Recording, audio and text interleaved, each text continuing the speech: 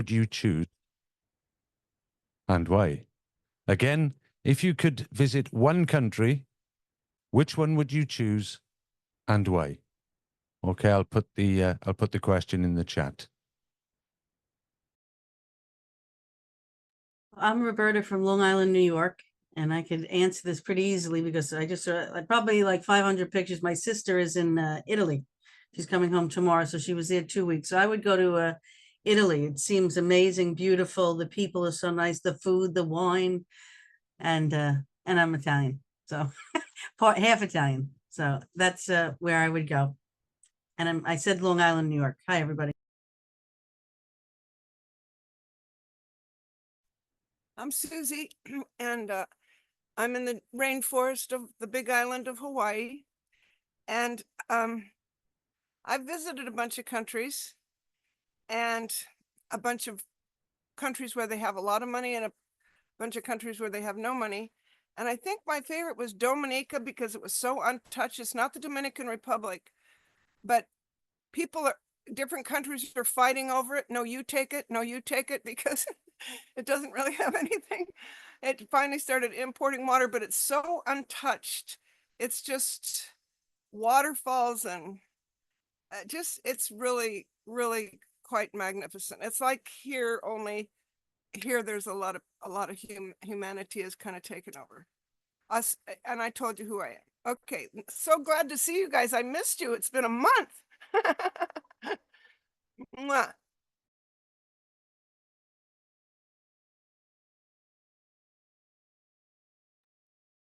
Well, I can continue. My name is Alisa, and I'm from Brooklyn, New York. And you were talking about, beautiful nature, Susie, and I don't really know. I want to see all countries, I guess, but my stepsister with her family, they moved to Almaty from Moscow, and they lived there for a year and a half or 2 years, I forgot.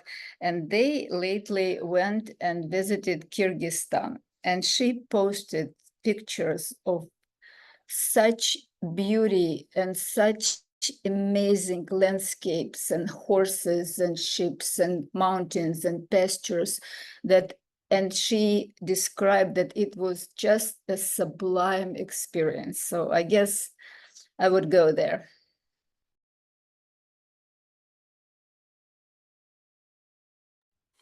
Okay, I'm gonna try.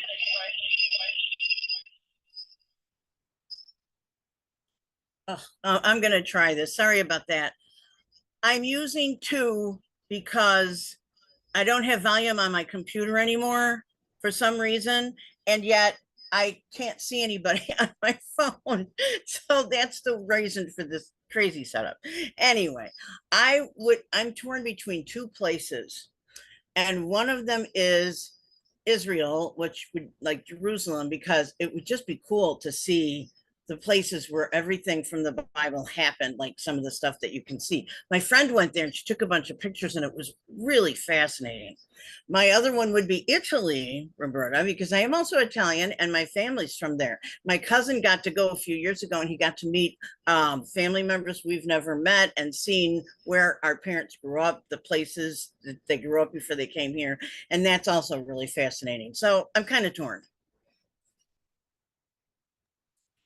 I'm with you, Nancy.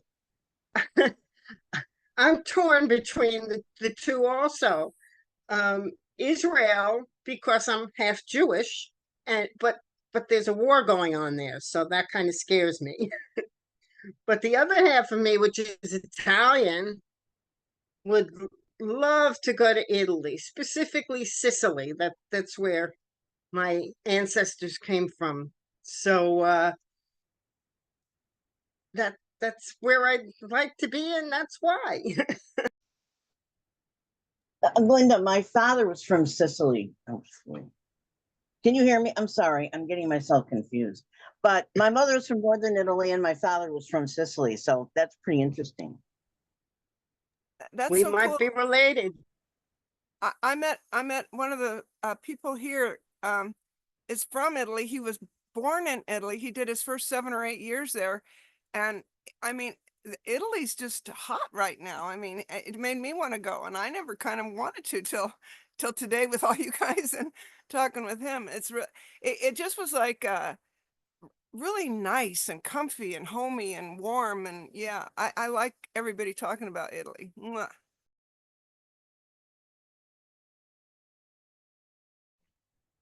I'm Yaki. I'm in Massachusetts, and I want to go to Japan. My spouse and I have long-term plans to relocate there permanently after some of the children have gotten a bit older.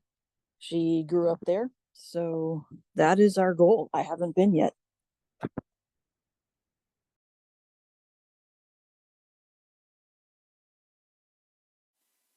Yeah, we could sit there for a cup of coffee. That's a country I would pick also. I'm Rono, I'm from Rotterdam, and Japan would be the one I would try to visit next. Hi, I'm Brian. I'm from Colorado, and Italy's nice. I've been there. You got to go to Venice if you go to Italy. It's one of the most romantic cities I've ever been to. Unfortunately, I was there with my brother, so I don't didn't get that. But for me, my friends just came back from New Zealand, and it's always been on my bucket list. And it's phenomenal, just the scenery, the outdoors, the little hobbit village, and stuff like that. So that would be my list. I think that's everyone, isn't it? Anyone haven't been? No, we've all been. Did you What go? about you, I Rob? haven't gone, but I'm just about to, if that's okay. As Linda introduced me, I'm Rob from Wales, from a town called Newport in South Wales. Beautiful country. I was hoping that someone would want to come and visit Wales, but never mind. I didn't advertise it enough. It's nice to see both sides of you, by the way, Nancy. No secrets here, except obviously yours and Linda's and everybody else's connection to the mafia, which was a total surprise to me. Anyway, I'd love to go back to Israel. I went there in 2007. I fell in love with the country. I believe the country fell in love with me because it keeps calling me. So hopefully I'll get back there one day. But in the meantime, I would love to go to the USA, in particular to New York, so I can come and see my Linda. And you others, of course. So, guys, right, I've thrown myself off there. We're going to watch a clip. I'm going to hand you over shortly to the lovely Linda, and we're going to watch a clip. But before we do, let's remind ourselves of the workshop rules, because we'll be having a workshop when we come back. So, Rono, if you could show us the rules of the round table clip, please. The rules of the round table. Around the table, no one is more important or less important. Everyone is equal and very important. We don't reject opinions or negate, but only collaborate. The real solution won't come from knowledge or verbal perfection, but only from our connection. Okay, friends, remember to keep your answers brief so that everyone gets a chance to speak, okay? It's over to the lovely Linda. Hi, everyone, again. We're going to see a video right now. It's called Spontaneous Human Synchronization. A brief introduction. The metronome effect provides a striking parallel to the complex tapestry of human interaction. The synchronicity of metronomes after being randomly set in motion exemplifies the interconnectedness of our existence. There's a crucial detail that gives metronomes their synchronicity, their common foundation. Rono? You know about the metronome effect, right? Yes. You referred to it many times. Metronomes moving at random begin to move synchronously. True. But there's one very important detail here. Metronomes have to sit on the same foundation. That's what we didn't mention. If you put metronomes working synchronously on different bases, they'll soon become asynchronous. Yes. So I'd like to ask you, humanity today resembles such diverse metronomes. Everyone's moving in different directions. Tell me please, what foundation can we apply to all these metronomes so they begin to move harmoniously together? This is the law of interdependence, absolute interdependence. Every person on everyone, and everyone on one another. Well, now everyone is saying so, including the scientists. Today, humanity resembles one village where everyone is dependent on each other. Even we can see it. But I don't see an instant consequence that would stop me from selfish actions. That's why it doesn't help. So all this remains a theory? Right. Scientists are saying it all the time. Let them talk. What steps should we take? We talk about it all the time. As I try to reach this conclusion for us to come to this law, it's actually a logical law that we're truly interconnected. This is very logical. Yes. If there's a war somewhere, then the whole world suffers. If there's a conflict, everyone suffers. Is it possible to dictatorially clamp down on the world? We are interconnected, that's it. To clamp down with a kind of dictatorship, this is how we ought to live. No. Can we? This will not end up being a voluntary, heartfelt fulfillment of a law. Voluntary? You just force everyone into lockstep. But you want them to do it voluntarily from their hearts? With awareness. With the realization that we cannot do without it. Yes. Is that so? So when does this realization come? When I can't stand it anymore, then comes the realization? Yes, probably so. Really? The realization is that it is impossible otherwise. That is, we're nearing the fact that we're being led to a dead end. Everything has been leading lately to the fact that we're approaching a dead end, right? Yes, we live in good times. In good times, yes. However, I believe the great Kabbalistic sages said that they would not want to live in this time. Indeed. Really? Do you feel we are living in such times? Well, we are nearing it. It's hard to imagine what will happen next. It will be a drastic self-scrutiny. Do you take what the ancient sages said literally, that we would not want to live in these times? Yes, both literally and figuratively, in every way. That is, difficult times are awaiting us if we don't come to our senses. Yes. And to come to our senses means, as you say, to shift toward love of others. Yes, nothing else. This is the law. It must be executed. Well, I don't even know what to say here. What can you say? We will wait to be forced from above by the Creator's loving hand. So He, the loving one, forces us to become loving? Right. And then everything will come to an end and we will enter a completely different dimension? Yes. Wow, wow, wow. What a thought-provoking video, eh? Okay, guys, it said at the beginning of the video there that we are moving in different directions. So our first question is, in what way are we moving in different directions? Okay, in what way are we moving in different directions? Let's get the conversation started.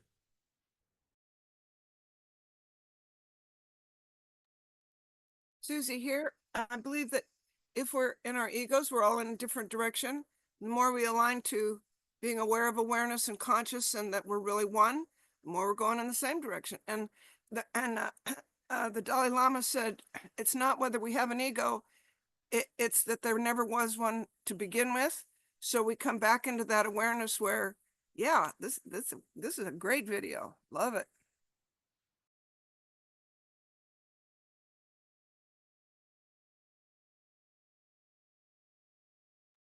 Well, we're moving in different directions because there's so much divisiveness now. Oh, I can't say that. There's so much to the left, there's so much to the right, and I'm right, nobody's right because nobody's coming together. Nobody wants to concede a little bit. So that's where we are.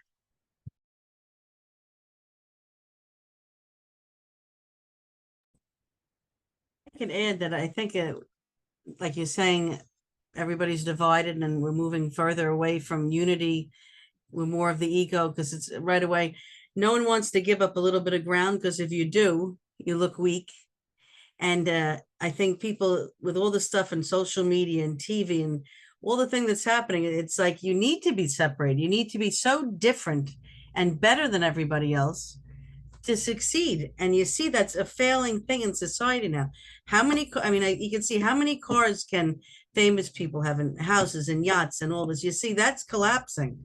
I think one of the highest numbers of suicide is people that are very wealthy because they have it all. They reached all the degrees. And I think that's what's dividing everybody, thinking kids today, I think I need to have everything, but they lost what it is like to be, you know, togetherness and with friends and physically hanging out. It's like competing on, you know, like the all those games and stuff. It's constant competition, and the society is really messed up. I think one of the ways in which we see that is the fact that, you know, as individuals and as society, we want more. You know, we keep wanting more. And right now, each one is about like an island with an ocean around them. And, you know, even though we have technology that allows us to be as if in the same room, look at us here, you know, we are covering almost half the globe in distances, and we're still able to sit in a room together. But at the same time, you know, in general, people have such an ocean around them. Like you see people in the subway, they're all immersed in a little device of 6 inches. And they can't talk to the person next to them. It's like he's on the other side of the world. And, you know, our ego pushes us to want more. And the one next to us is, you know, an adversary, because we have to compete for the same resources. So if we keep wanting more, and, you know, I want to have the thing that's next to me for myself, and whoever needs it, then we're going to have to fight for it. Where does it end?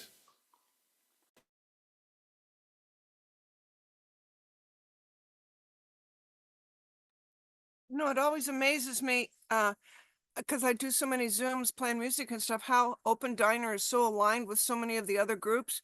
And there was a question this week, and it was, what's it going to take for us all to be in love as one? And the answer was really weird. It's going to, you're going to have to realize that it's the most selfish, greedy thing you can do to love everybody, because it's for us. And that way it reaches that greedy thing in us. I mean, it is the most important thing for me as the ego to learn how to love all you as well as one is. It's quite curious. Well, I don't know if I will be answering the question, but I want Susie to say that let's try it even from our ego and try to do that, you know.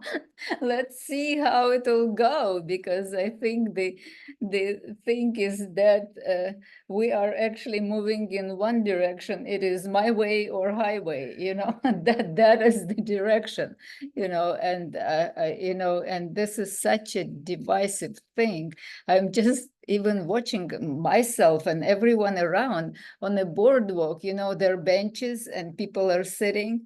And if there is one person sits at the bench and there is plenty of room for another person to sit, no, the other person, including me, will go and find the empty bench and sit there by myself. You know, isn't that amazing? This is totally amazing.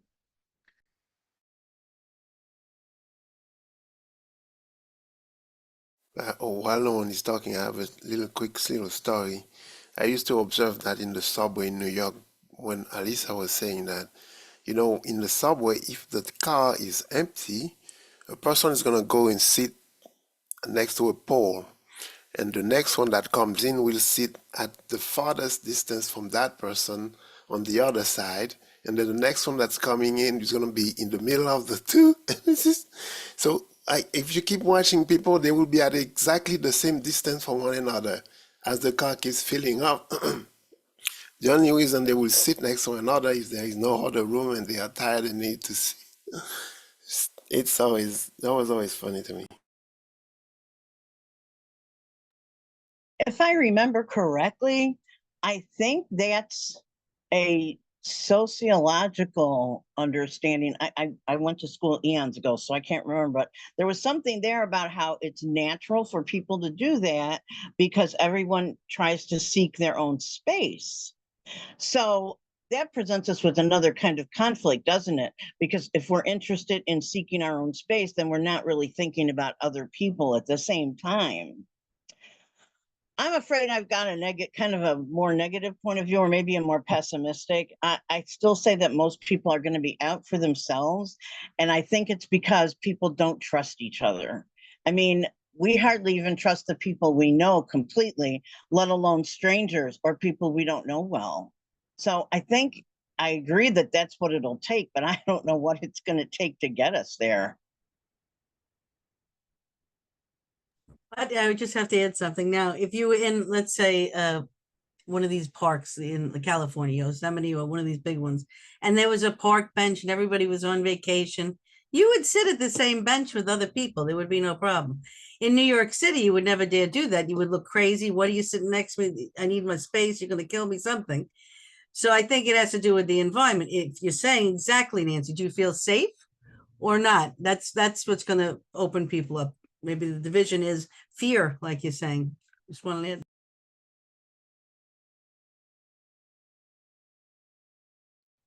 Thank you, friends. Brian, I know you've been having trouble with your camera and what have you, but would you like to answer the question? Do you want me to remind you of the question? Yeah, what was the question again? Sorry. The question was, in what way are we moving in different directions? Ooh, it's a tricky one. I've been thinking about this a lot lately, actually. It feels like the only time that people really get together is under like tragic circumstances, like, wars or 9/11 or something like that. And it's depressing to me because we have so much in common. Otherwise, I think we do like get so divided in so many different ways. And not to bring politics into it, but um, in the United States, we're just so divided more than I've ever thought. And so I think the only way to bring people together, and it's very, very jaded and cynical, is if something horrible happens. And I hate to think that. You would think that beautiful things bring people together, but I can't think of an example where that's happened. So I don't know. And I can't even get my camera to work. And that's tragic. We can see you though, Brian. We can see you. Oh yeah, we can see you, Yeah. we can hear you perfectly, so you're okay, bro. Yeah. But yeah, after what you were saying, it's we notice it, we see it all the time. When tragedy strikes, that's when people get together and pull together. You're absolutely right. Yaki, Yaki, have you got anything to share with us? I'm listening. I enjoy the conversation, but I'm not sure I really understood the video well. So let me listen and process a bit, please. Okay, yeah, that's no problem. We're really glad to have you here. That's awesome. Okay, guys, I think everyone is gone, have they? Yeah, I just want to ask Roberta how long ago you've been in California. You want to go to Italy? I think you should check California with how I've never people- been. I've never been to California. All right, a park bench down the block. There's the example. I feel safe in my neighborhood with, the kids are there and the dog running around and everybody. I would feel safe, but New York City is a different animal. It's not about safety. It's a space. I need all this space. I want all benches to be empty and I will sit there. And not because I'm scared of people. It's just because I need that space. It's huge space, all mine. Absolutely, Elisa, and I'll come along and sit on your lap. How's that? Yeah, I think Rono said something interesting, talking about the shiny bits that we got, the stuff that we've got. We would think in today's climate where technology has given us all these wonderful gadgets to help us along and make our lives easier, that it would bring us closer together. But I believe that it's those things that are tearing us apart, because the more we get, the more we want to protect it. The more we get, the more we distrust our neighbors because we don't want them to get our stuff. And that's what I think is at the foundation of this drifting apart, is all the stuff that we've got. and we become our own little bankers with all our little valuable stuff. I mean, most of it's not with the money you paid for it anyway, but to us, it's our riches, it's our treasure, and I've got to protect it with everything I can. And it's just causing us to drift apart because, as was pointed out, we just don't trust each other anymore. So anyway, let's move on to the next question. And the next question is, what can be the common foundation for humanity? Is it possible for us to agree on a common foundation voluntarily? I'll definitely put this one in the chat because it's a little bit complicated. What can... Sorry? Who said what? I'm sorry, I thought I was muted. I'm sorry. Nancy, stop causing trouble. We put you in the corner like last time. No, naughty, naughty. Okay. What can be the common foundation for humanity? Is it possible for us to agree on a common foundation voluntarily? Okay. Open up the conversation while I put that in the chat for you.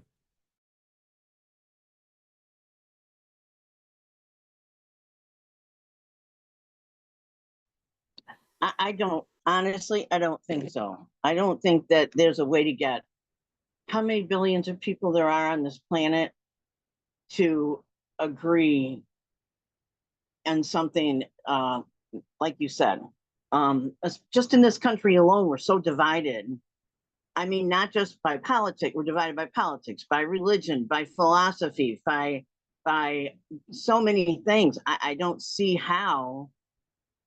I mean, there might be one or two things like, I mean, maybe everybody hates serial killers, but other than that, I don't see how we could get ourselves to all.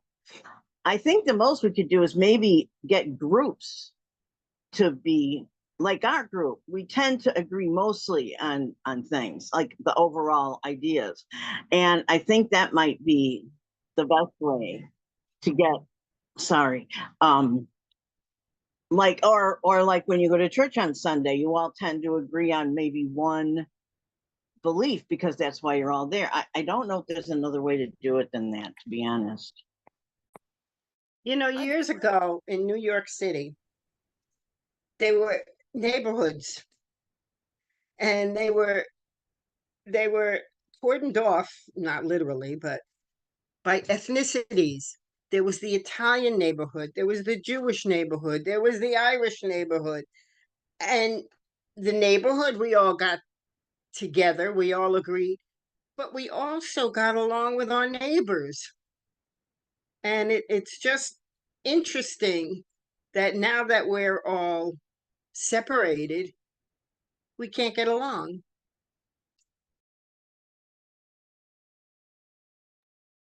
I would add some. Oh, Susie, you wanted to go. Let's go ahead. I'll go after Are you. you sure? Okay. I kind of have to like disagree in that we really are one. We really are one. Now, if we believe things, my one teacher used to say, we're really one. You can allow what you believe and think to separate you if you want. But if we get to the place, I think it was Reagan that said if we were invaded by another ET species, how one we'd all be here. And I think if we focus more on oneness, because it's obvious how separate we've allowed ourselves to become. Like everybody's saying, there's just so many ways we can be individual and separate. But if we focus on the oneness, and instead of alone, it's all one, just put an extra L in there. We are one, and we just, I don't know. I love one. I love that we're one. Okay. I was just going to add that I'm thinking, what is something that all of us have in common, right? We all want a good life. We all want to be financially safe and healthy. So like the question was, what can a common foundation for humanity be? Is I would think everybody would worry about what's in our food, right? I mean, what's happening there. That's one thing where you could unite around. Also, like disease, everybody I think would unite around not having cancer. I mean, that touches everything, everybody. But again, like Brian said, there's a negative link to this that's pushing us. Can we do it voluntarily?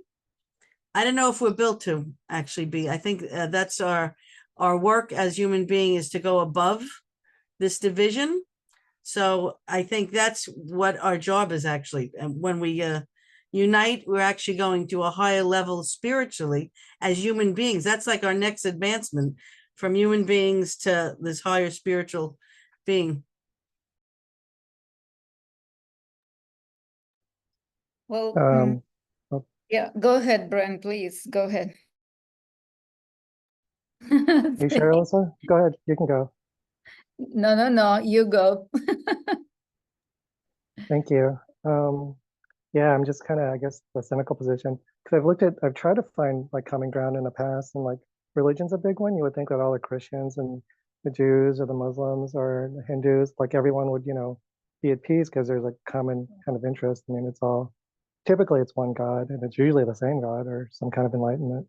But even then, like we fight amongst each other just in those capacities. So like I always try to find like what do we have in common? I got into a conversation with somebody and I put out a general statement.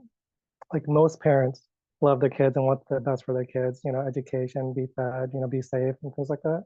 And somebody came back and she was like, no, the Chinese don't like their kids the way we love our kids. Like, how could it's weird. It's so weird. Like all parents I've met just want the best for, regardless of what it is. That's the cultural norm or the kind of the thing that we share and bond together. You want your family to be safe and healthy, especially your kids. And people couldn't agree on that. I was in a conversation the other day and one guy was like really, really Trumpy, and the other guy was really like Biden-y. Not to bring politics into it, I'm sorry. They agreed on like children should be safe and be fed. They agreed on that, but they couldn't agree because they were so politically apart. And like you can agree on these basic things, but just because you're politically separate, you guys can't come to a consensus on this. It's so crazy to me. So I mean, I don't want another like 9/11 or like an alien invasion or whatever it could be. It's got to be the right catastrophe though, because I've seen like bad things happen and people just get greedy. Like people made a lot of money on those like things, and a lot of people suffered for it financially. So there's that side of it. So I don't know. Um, I don't want to be selfish, but it seems people just kind of go their way to work for themselves. And my work is to help people. I don't know. Sorry, I guess I'm a downer. No, that's what all you said is true. But I was just thinking that like for us human beings, species, that we are all human beings. And I think we can find the foundation, because we do have to have a common foundation, because otherwise we will not synchronize our lives. And we can be all very, very, very, very different, and that is great, appreciate differences. But I think what is for every human being, it's so important, I think, is just to come and just to feel that you are accepted everywhere you come, that you belong. Because even if you are super, super, super rich, I think you have to guard yourself. You have to be constantly on a guard that people who are super, poor might not like that. But we all want one thing. We want not to have all those guards and chains that we have around us, know where we're going, and put on ourselves. And that could be a common foundation that we can maybe put it in a way that is, don't do to others you don't want to do to be done to yourself. That maybe could be the beginning of common foundation for the humanity. There was one thing that in what Alisa and Brian were saying is that got me thinking about it. It's the differences, as Alisa points it. It's the thing that enriches us, because the thing that I'm not thinking about, she is. So, she's gonna be watching my back and so on and so forth. Each one of us is born with a set of skills. There is one thing that you do that no one else in the world can, the way you do it and how well as you do it.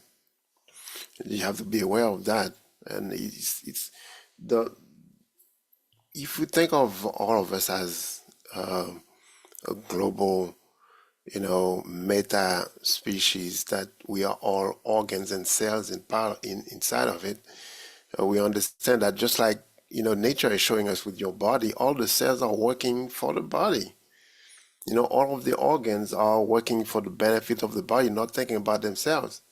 And they benefit from that just because they are willing to pass on nutrients and whatnot to other cells. That gives them a purpose.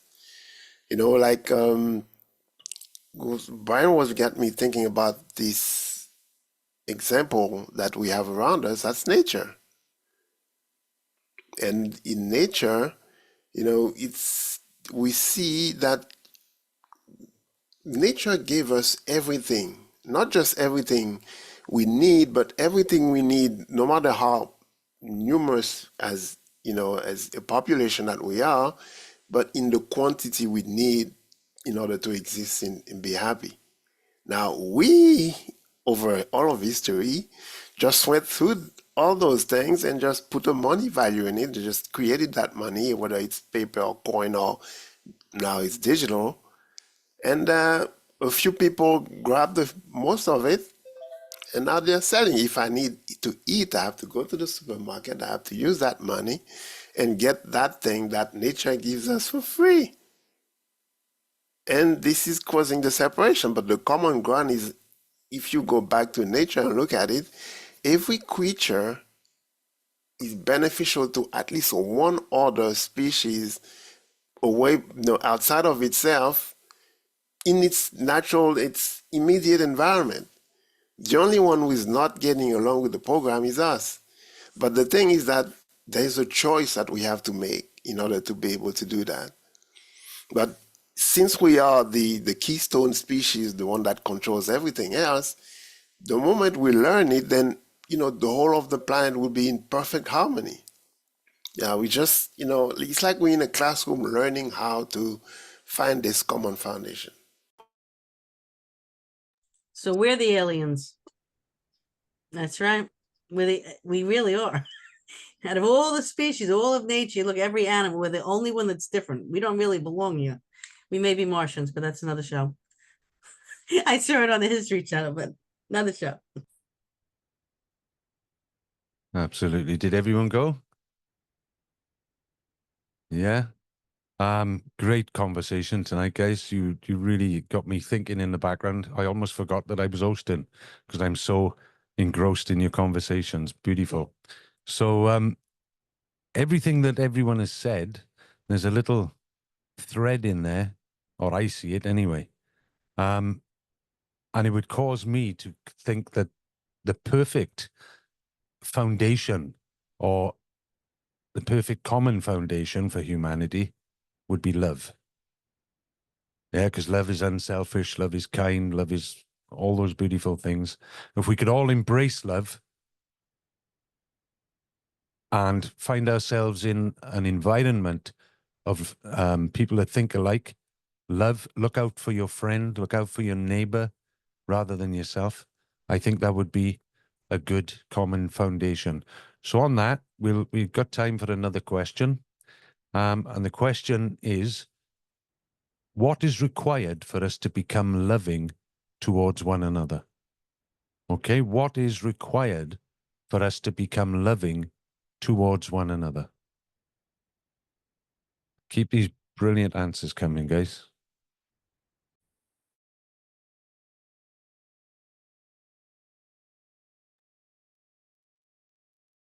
Yeah, For me, oops, sorry. go ahead, Brian. Mm, my girlfriend would disagree, but I think it's being not being selfish. Like selfishness, I think. If you're selfless, that's kind of when you share that part of yourself with somebody and think of them first. For me, at this moment though, just because I went through a weird breakup, but I could be dated again. So sorry.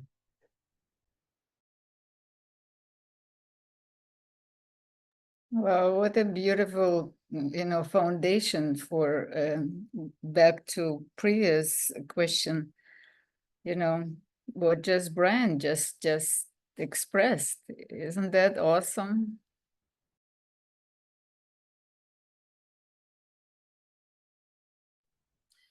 In the video, I'm sorry.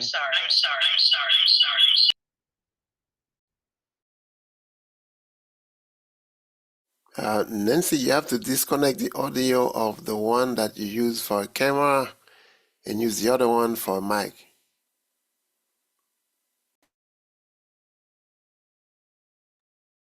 And now you muted, lovely. If that makes sense. The feedback you have is because both speakers are working. Okay, can you hear me now? Yes, perfectly. I'm sorry about that. I gotta try to get this fixed, but in the video that we saw, that I don't know who was who, but the guy seemed to be asking the other guy questions, the older man, and he said that he didn't think there's any way for it to happen without what he called the higher power, God. So I agree with him, except he said that he thought God was going to have to force it. And I don't think that would happen. But I do think that we're going to need some kind of a higher power to make us all get along with this stuff and realize the important stuff versus the piddly stuff that we hold on to. You know, I think it may not seem piddly, but it really is piddly when you think about the bigger picture. Worrying about who's likes this better than that is got nothing to do with the real issue here, as you said, which is love, loving each other. But without letting go of some of that, I don't see how we can do it. And I kind of agree with that guy. I think it's going to have to be the higher power, God, to fix this stuff somehow. Well, you know, I think every single religion, and correct me if I'm wrong, but every single religion has this basic tenet of love your friend as yourself. And that's what we need to do, even though it's religion, but they're all the same. They're all based on that same principle. I could add, I think we have to, you said love another before yourself. I think the problem is we have to start loving ourselves at a point. You have to start saying, you know what, I want to change. I can't do this. Like Brian saying, we don't want another blow. So we're conscious. That's why we're human beings. We could say, you know what, I want to do something different against the grain of this, what everybody's doing in this world. So I'm going to be nice to the person next door to me, try to small things, do something different. I think that's the only way we're ever going to change is if everybody takes responsibility. Everybody thinks we're going to be saved by God, fine, was going to help us, but we have to make that initiative to do something different and change. It comes from us. And if I do it to Nancy, and Nancy says, geez, that's so nice. And then you do it and you talk to Rob and then Brian picks up and Yaki and then Sue. All of a sudden, it's just like how cancer works, but it's reversed. Instead of wrecking stuff and taking it away, we're now giving, you know. There's a great thing. If you have the giving tree, it's a very sad story. We wrecked the tree, but now we need to build up and make a different society, make a different community, where like it used to be, you know. There's one thing that I agree with in the clip, but even though it might seem gloomy, like Nancy was trying to, infer upon, is that God has a way to force us. The problem is we all know that things are not how they should be, and they could be better. We know what, those of us that are old enough will know that, how we were when we were kids with our neighborhoods and, and society was a lot better than now, even though we have better tools, but we use them in the wrong way. But still, that the idea of people changing means that they have to have a motivation for that. Without fear, we don't change. One thing that brings us here is that the feeling that the world is not as it should be, and we could make it better. That's why we are here in this room. That something is pushing us to seek meaning, seek something better. The rest of humanity, they might be comfortable with, enough of a paycheck, some good entertainment on the weekends, and that's it. They're not dying, and that's enough. But to seek something that is better, then means that you have enough motivation to seek that new thing, especially if that new thing is going to get you to work hard in order to make it in practice, make it happen in practice. Love your neighbor as yourself is the hardest thing in the world, and we will not do anything unless we're forced to. And like Nancy was making me think of it, I was in the video also inferring it that God has a way to force us. A natural disaster is something that is going to make us, rethink our basis and start inputting some changes. If you remember, those of you, if you've seen the movie Don't Look Up, then this is the tool that I'm thinking about, and it's very scary. Thank you, Ronald. That was beautiful. We need to move on. Brian has his hand up. Yes, I know that. I was just about to say we're coming close to the end, but Brian has his hand up. So, Brian, please. Oh, I can skip. I know there's time. I was just going to say real quick. I mean, the higher power thing was confusing to me because in the Bible, the Old Testament, God couldn't do that. He killed everybody with a great flood because he couldn't bring everyone to a consensus with his love. So it's kind of a tricky one for me, saying it's a higher power that's going to do it. That's all. Sorry. Yeah, Yeah. I apologize. You want to wrap up, but I just have to tell Rona, Rona, why do you have to see the movie? We just went through COVID. Couldn't it be the most scariest movie? No, nobody could ever put it together but nature. Absolutely. Thank you, guys. Wonderful answers. But we do have to move on. Now, at this point, we would have introduced something that we call the open diner chair dance. But because she caused trouble today, I'm going to hand it over to the professional, Roberta. She does it better than anyone else. So take it away, Roberta. And I interrupt. See, I'm too used to being the host sometimes. And I wanted to make sure, Brian, you saw them. I know you're busy reading stuff. So, all right, this is it. We're going to now be in sync. The name of the show is Chaos to Harmony, and we saw how metronomes work, metronomes. So tonight we're going to do our traditional open diner chair dance. We haven't done it in a while. It's like follow the leader style. So one person at a time is going to be displayed on the screen. You're going to do a dance move, anything with your hands. You could do something with your legs. Susie might do it, but it's a little crazy. But do your hands, a cool move. And everybody's going to follow the person that's being spotlighted.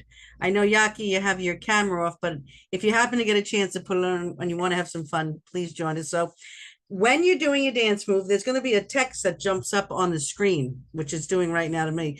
The host has spotlighted your video for everyone. Just ignore that. Otherwise, you're going to miss your dance move, okay? So let's follow the leader. Everybody's going to follow the next person, whoever's doing whatever they're doing. And this is a great way to actually, let's see if we can be in sync. And let's see what kind of dance moves you have. All right, I'm gonna play a song and let's try this.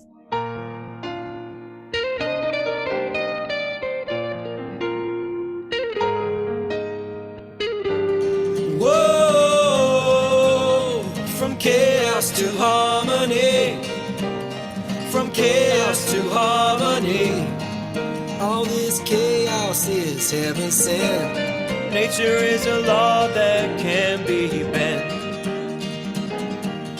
Whoa, from chaos to harmony, from chaos to harmony. Everything's exactly how it's supposed to be. We're changing our perception of reality. Is there a plan? So much suffering for every man, so much confusion in every land. Is there something we can understand? Inside of 10, we learn to love again. We unite ourselves and then upper life feels a connection. Whoa, from chaos to harmony, From chaos to harmony, all this chaos is heaven sent. Nature is a law that can't be bent. Whoa, from chaos to harmony, from chaos to harmony, everything's exactly how it's supposed to be, changing our perception of reality. We're full of crisis, feels so wrong, sitting in a circle, feeling strong, connecting together and the ends in a song. Isn't play, so much suffering for every man, confusion in every land, something we can understand. Inside of 10, we learn to love again, unite our soul and then it feels the connection. Oh, from chaos to harmony, from chaos to harmony, all this chaos is heaven sent. Nature is a law that can't be bent. Whoa, from chaos to harmony, from chaos to harmony, everything's exactly how it's supposed to be, changing our perception of reality.